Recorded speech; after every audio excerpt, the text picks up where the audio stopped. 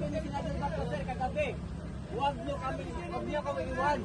At ang sagot namin ni Senador Bato, hindi kami aalis dito, sir. Sige, magandang umaga sa Yan inyo ang lahat. sinabi namin kay Senador Bato. Ito ang naging eksena kaninang umaga sa labas ng Senado. Bahagyang nagkaroon ng tensyon sa pagitan ng hani ng pulisya at mga taga-suporta ni Senator Ronald Bato de la Rosa. Pinapaalis kasi ang mga ito sa harap ng gate kung saan sila nagpoprograma at pinapwesto sa gilid para hindi makaharang sa daan. Pero pumalag ang mga ito. Sabi nila, hindi nila iiwan ang senador dahil nanawagan ito sa kanila na huwag siyang iiwan. Pero sir, ito sir, pupunta kami sa sakali po doon. Ika-guarantee niyo ba sa inyo, sir, na wala papasok din po ni si Senador Bato? Andito kami sa labas. Yun lang na, nagsapan ako, sir. Amin niya kapag-awakan, sir. Ang supporter na ito, handa raw isakripisyo ang kanyang buhay para kay Senator Bato.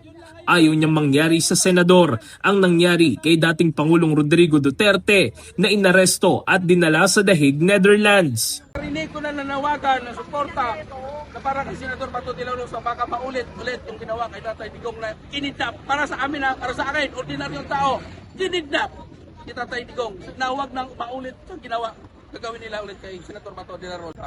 Kaya ako magsakripisyo ng buhay ko, protektahan lang si Senador Bato de la Rosa. Totoo yun, kahit mag-isa lang ako. At dahil nananatili sa loob ng Senado ang senador, maghapong bantay sarado ng kapulisan ang labas ng Senado.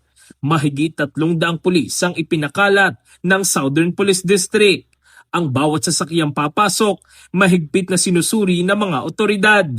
Kanina, 2 sa mga abogado ni Senator Bato ang bumisita sa kanya, si Attorney Jimmy Bondoc at si Attorney Ferdinand Topacio. It's calmer now, pero siyempre we're always talking about just the legal remedies that are available to us.